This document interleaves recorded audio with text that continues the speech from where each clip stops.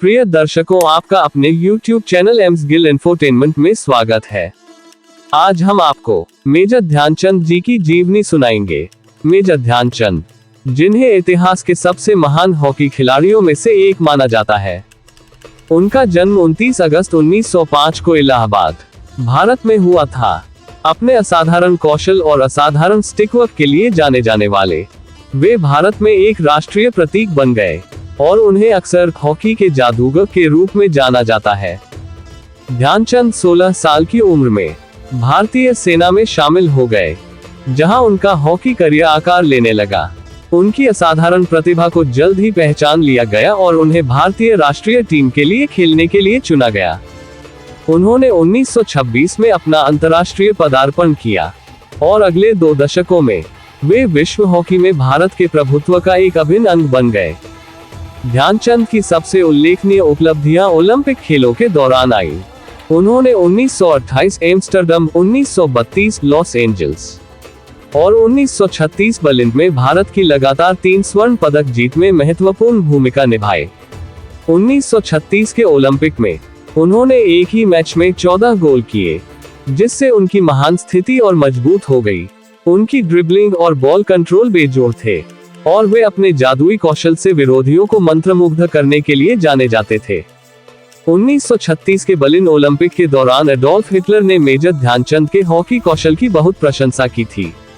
Olympic final में ध्यानचंद के उल्लेखनीय प्रदर्शन को देखने के बाद, जहां भारत ने जर्मनी को 8-1 से हराया था, हिटलर ने कहा था, भारतीय खिलाड़ी अब तक का सबसे महान हॉकी खिलाड़ी है। हिटलर द्वारा ध्यानचंद की असाधारण प्रतिभा को स्वीकार करते हुए उन्हें जर्मन राष्ट्रीय टीम में स्थान देने की कई कहानियां हैं। हालांकि ध्यानचंद भारत के प्रति वफादार रहे और उन्होंने इस प्रस्ताव को अस्वीकार कर दिया। इस घटना को अक्सर ध्यानचंद के कौशल और उस समय के राजनीतिक संदर्भ के बावजूद हिटलर जैसे सत्तावादी नेता से भी अर्जित सार्वभौमिक मान्यता के प्रमाण के रूप में उद्धृत किया जाता है।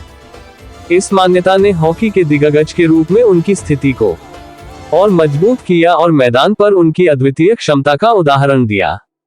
अपनी ओलंपिक सफलता के अलावा ध्यानचंद ने विभिन्न अंतर्राष्ट्रीय टूर्नामेंटों में भारतीय राष्ट्रीय टीम की जीत में भी महत्वपूर्ण भूमिका निभाई, जिससे 20वीं सदी की शुरुआत में भारत को हॉकी की महाशक्ति के रूप में उभरने में मदद मिली।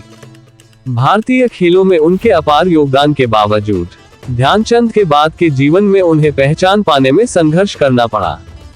उन्हें 1956 में भारत के तीसरे सबसे बड़े नागरिक पुरस्कार पद्म भूषण से सम्मानित किया गया, लेकिन कई वर्षों तक भारत सरकार द्वारा उनकी उपलब्धियों को कम आंका गया। मेजर ध्यानचंद का निधन 3 दिसंबर 1979 को हुआ, लेकिन उनकी विरासत एथलीटों की पीढ़ियों को प्रेरित करती रही और उनका नाम हॉकी में उत्कृष्टता का पर्याय बना रहा। अपना बहुमूल्य समय निकाल के हमें सुनने के लिए आप सभी का धन्यवाद। अधिक किस्से और इतिहास को सुनना जारी रखने के लिए हमारे साथ जुड़े रहें। वाहेगुरु जी दा खालसा, श्री वाहेगुरु जी दी फतेह।